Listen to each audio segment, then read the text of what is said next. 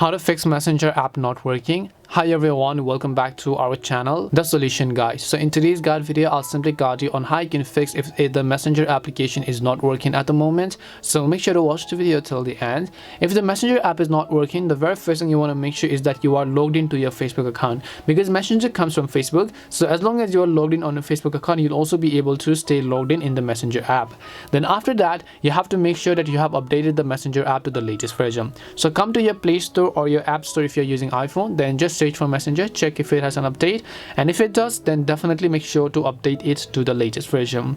If this doesn't help, then what you might want to do is just go ahead and long press on the Messenger app icon here, then tap on the I button. It will take you to the app information page, where basically you have to scroll down and then look for the option called storage, then clear cache. If possible, also try to clear the data.